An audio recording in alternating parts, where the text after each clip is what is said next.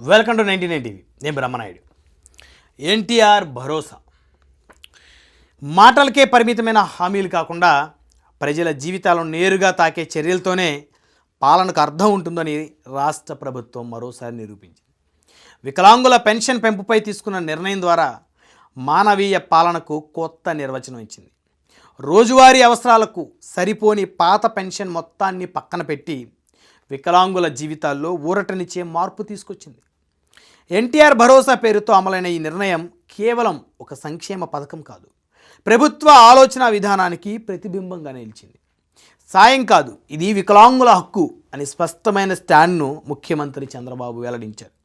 సంక్షేమం అంటే సంఖ్యలు, బడ్జెట్ లెక్కలు కాదు, నిజంగా మనుషుల జీవితం మారాలన్న ఆయన దృష్టి స్పష్టంగా కనిపించింది.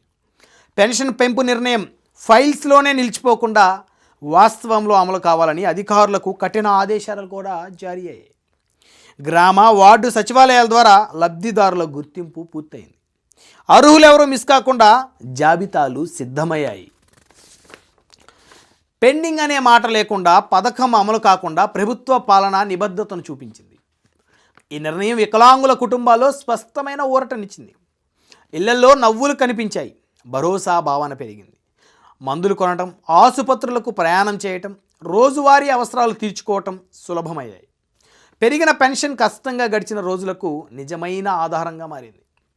ఈ పథకం అమలును మంత్రి నారా లోకేష్ ప్రత్యేకంగా మానిటరింగ్ చేశారు. ఒక్కరైనా మిస్ కాకూడదు అనే ఆదేశాలతో యంత్రాంగాన్ని అప్రమత్తం చేశారు. ఎవరూ వెనకపడకూడదు అనే పాలసీ లైస్ కార్యక్రమంలో స్పష్టంగా కనిపించింది. గతంలో వికలాంగుల పెన్షన్లపై ఇచ్చిన హామీలు ఎక్కువగా మాటలకే పరిమితమయ్యాయి. ఈసారి ఈ పరిస్థితి పూర్తిగా మారింది.